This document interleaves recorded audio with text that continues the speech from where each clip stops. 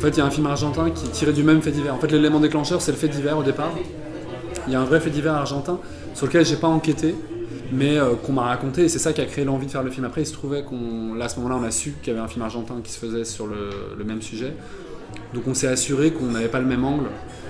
Moi, l'idée, c'était quand même de suivre ce procès du point de vue Enfin, pas du point de vue de la jeune fille, mais du point de vue de ses proches, du point de vue de ceux qui l'observent. Parce que je voulais faire ça, moi, au-delà d'un film de procès, je voulais faire le portrait de cette jeune fille. C'est ça qui m'intéressait. Et voilà, et le film argentin, il était raconté du point de vue de la jeune fille, donc c'était pas la même chose. Et puis il y avait... je l'ai pas vu le film, mais j'avais lu le scénario, j'ai vu accès au scénario. Et il y avait d'autres aspects qui intéressaient les réalisateurs, comme les scénaristes, comme le traitement médiatique de l'histoire, etc. Et moi, ce qui m'intéressait, c'est de faire un film intimiste sur cette famille, sur les ressorts personnels qu'il pouvait y avoir dans cette famille en vivant cette affaire. Et donc, moi, je me suis après attaché à oublier le fait divers, à oublier le scénario que j'avais lu pour écrire cette histoire, pour investir cette histoire. En tout cas, au point de départ, la question que je voulais partager, la question qui m'habitait, c'était est-ce qu'on connaît ses proches? Et il me semble que non, jamais totalement. Et c'est ça qui m'intéressait, c'est de partager cette question-là. Moi, j'aime bien les films qui posent des questions, donc je voulais partager ce questionnement. Est-ce que oui ou non on connaît ses proches et jusqu'où on est capable de les accepter et de les aimer? Et j'avais l'impression qu'un procès, ça permettait vraiment de focaliser là-dessus, puisque tout est... Comme c'est une situation de crise, ces questions-là, elles sont exacerbées. Et voilà, et après, donc, cette famille, quand j'écrivais, je me disais aussi, on ne peut pas se figurer ce qu'ils sont en train de vivre, puisque c'est une déflagration terrible. Donc je me disais, voilà, ils essayent probablement chacun à sa manière de faire front. Et j'ai tout le temps voulu que chaque personnage, donc vous dites que c'est un portrait assez glaçant de la famille, mais j'ai quand même essayé de faire en sorte que chaque personnage ait ses propres raisons, y compris la mère qui peut paraître distante. Ouais, le constat, ouais. On ne se connaît pas, ouais. Mais ça, je pense que c'est un constat qu'on fait, qui est assez universel, qu'on fait tous assez vite, et dès qu'on a des enfants, même très très jeunes, moi j'ai des enfants plus jeunes que la protagoniste, très vite on se dit mais qui est cet être? J'ai l'impression je croyais le connaître ou l'avoir conçu, mais en fait il m'échappe complètement, c'est un être autonome. Et ça, je trouvais intéressant de montrer ça, mais pousser à son paroxysme à la faveur de ça. Dans la note d'introduction, tu avais écrit la chair de ma chair n'est pas ma chair. Ah bon?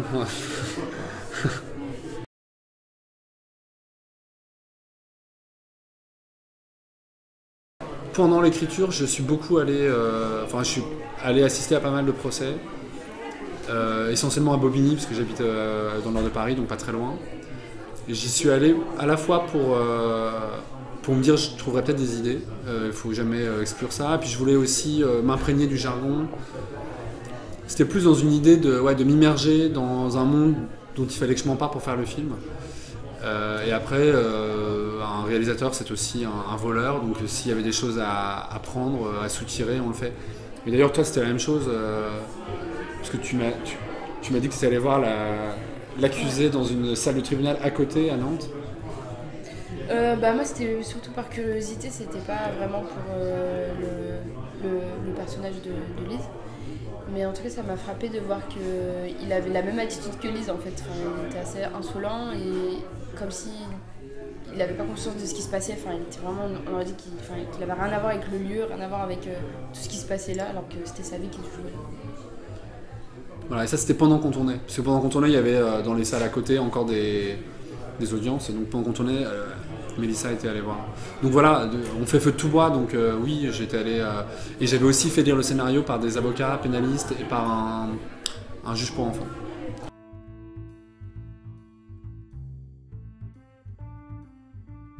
Dans le tribunal, il me semble qu'on l'a tourné en 2 fois. Première session, ça devait être 7 ou 8 jours, et la deuxième 5 jours. Et c'est vrai que c'était très bien de faire en 2 sessions, parce qu'on a tourné chronologiquement au tribunal. On avait fait un petit système, c'est que tous les figurants qui faisaient le public n'avaient pas eu accès au scénario, et les jurés non plus d'ailleurs. Donc eux, ils découvraient chaque jour une nouvelle avancée du procès, et ça c'était super bien. Ça permettait de tester des choses. Je pense que c'était bien aussi pour les acteurs, parce que du coup, ils mesuraient immédiatement l'effet de la scène, de ce qui se passait. Et c'était assez amusant de voir qu'il y avait des figurants qui étaient convaincus qu'elle était coupable, d'autres qui étaient convaincus qu'elle était innocente, et puis parfois il y avait des basculements. Et on s'était dit, si indécision reste, si, quand le film sera terminé, c'est que quelque chose dans la dynamique du film aura été trouvé, quoi. Le tribunal de Nantes nous a accueillis, on a pu tourner en 2 sessions là-bas. Ouais. Et le fait de tourner dans un tribunal qui est en fonctionnement, et un vrai tribunal, c'était un énorme plus pour le film, parce que je pense que ça aide les acteurs. C'est pas la même chose, tu pourras le confirmer, de rentrer dans un vrai tribunal que de rentrer dans un plateau de cinéma ou dans un tribunal reconstitué pour un film. Bah, je sais pas parce que j'ai jamais tourné dans un studio du coup, mais je pense oui. Enfin ça semble évident. Ouais, ça crée tout de suite quelque chose. Dans l'ambiance quoi. Ouais. Tout le monde, les figurants, on était tous impressionnés par le lieu, qui a beaucoup de caractère et aussi il nous rendait un peu fou aussi, cette lumière rouge comme ça, toute la journée. Un petit peu fou. Ouais, d'accord. Enfin, il y avait de la tension dans le lieu quoi, tout seul.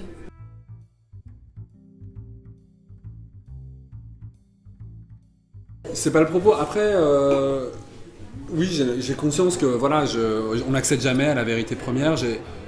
Après, j'ai l'impression d'être honnête avec le spectateur. Je lui propose de vivre l'expérience comme on la vivrait en cour d'assises, c'est-à-dire on n'a pas accès à la vérité primaire, on a accès à une vérité à la fin qui est une vérité judiciaire, et on a accès à une vérité qui est intime, et la vérité de chacun n'est pas forcément la même en fonction de son expérience du procès, de sa croyance. C'est un film sur le doute, sur la croyance. Donc voilà, j'ai voulu respecter ça.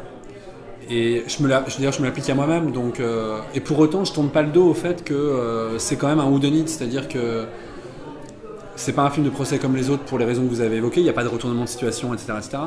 Mais moi j'aime bien les films de procès pour la dynamique qu'ils ont, j'aime bien m'interroger sur savoir est-ce qu'elle est coupable ou innocente, donc je me suis servi de ça, j'ai pas tourné le dos à ces ressources dramaturgiques que je trouve plaisantes à manipuler et plaisantes à vivre en tant que spectateur aussi. Mais voilà, ouais, c'est vrai ce que vous dites.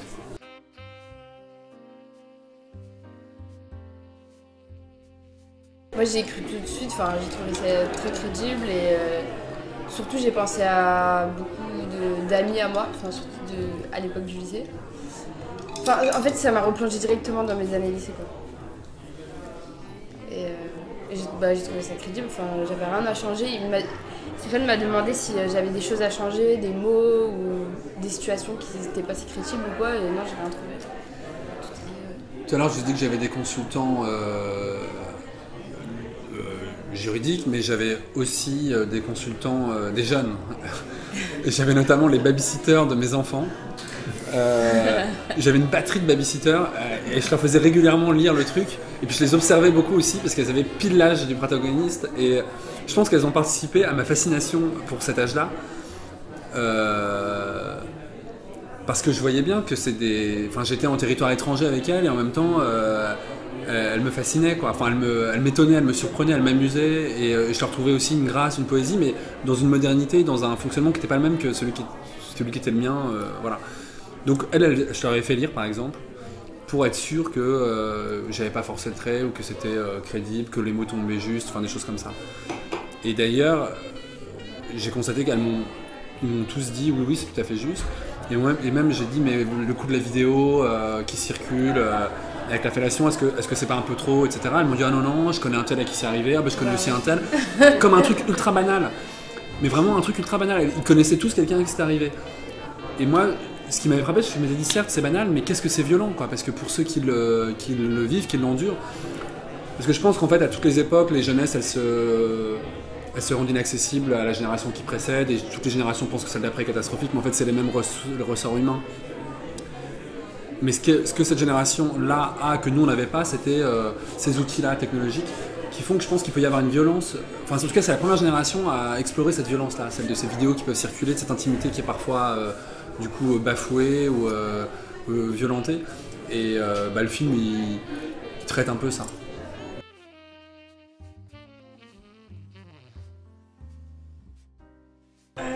Au début, oui, c'était assez frustrant parce que pour moi, une actrice, elle doit parler. Mais en fait, non, on peut jouer aussi avec son corps, avec son visage, avec ses yeux. Et petit à petit, j'ai pris goût. Et en fait, ça m'a plu de jouer sur des détails, en fait, sur des ambiguïtés. C'était beaucoup plus intéressant que parler, je pense, au final. En fait, tu jouais pas vraiment avec tes yeux, simplement tu ressentais. Et le simple fait de ressentir Et elle avait l'art de... On pouvait faire X prises, elle était toujours vraie, Mélissa. Et il n'y a pas de déchets dans les rushs. Parce qu'elle avait l'art de toujours entendre, de toujours écouter, et donc elle reste vivante. Donc même dans l'écoute, elle restait vivante. Mais ça, c'est quelque chose qu'elle avait dès le casting. C'était la seule qui, au casting, nous a vraiment imposé ses silences. Ouais, et il y avait là une intensité qu'aucune autre n'avait.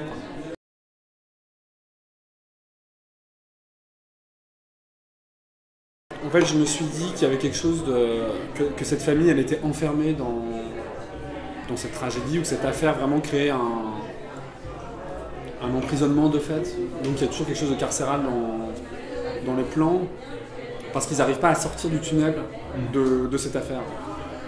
Donc oui, c'est vrai que la maison, je l'ai choisie en résonance directe avec le tribunal, c'est que des lignes. Même quand il y a deux personnes dans le même plan, ils sont souvent séparés par une ligne ou par quelque chose, comme pour montrer qu'ils ont beau être côte à côte, ils n'arrivent pas vraiment à être ensemble, et aussi pour montrer que chacun vit à sa manière et comme il peut cette affaire. Mais aussi, ce qui est beau dans ça, c'est que, pour moi, malgré qu'on sent qu'ils se comprennent pas, qu'ils sont pas du même monde, qu'ils forment pas qu'un, quoi, bah ils s'aiment quand même malgré tout. Pour moi, on sent de l'amour. Mais voilà, en tout cas, il y avait la volonté de montrer qu'il y avait quelque chose d'atomisé et d'oppressant, et donc je l'ai traduit dans le cadre avec cette idée d'enfermement. D'ailleurs, on les voit quasiment jamais dehors. Oui, c'est ça. Quasiment jamais. Ouais. À part l'image d'ouverture, mais qui est un statut à part, il y a un moment une toute petite parenthèse avec le personnage de la mer où ils sont au bord de l'océan, mais c'est tout. Sinon, ils sont tout le temps enfermés, parce qu'ils ne peuvent pas sortir de ce tunnel. Même quand elle est dans la voiture, elle est derrière une vitre. D'ailleurs, tout à l'heure, on parlait du vrai tribunal. Dans le vrai tribunal, il y a eu une bénédiction, c'était cette cage vitrée. Parce qu'on ne savait pas s'il y aurait une cage, ni comment elle serait. Et le tribunal nous avait dit, vous ne pouvez rien retoucher. Et on a hérité de cette vitre qui au début nous effrayait, parce qu'on s'est dit, avec les reflets, on est foutu. Donc cette vitre nous a pris beaucoup de temps, parce qu'il fallait tout le temps ajuster, mais c'était merveilleux, parce que ça permet au personnage de Lise d'être à la fois seule et sous le feu des regards qu'on perçoit. Ça permet de faire des plans qui ont plusieurs niveaux de lecture. Enfin, c'est en fait hyper riche visuellement, et ça, j'avais pas complètement la main là-dessus. Ça tient aussi à la configuration de la salle et à ce décor dont on a hérité tel quel.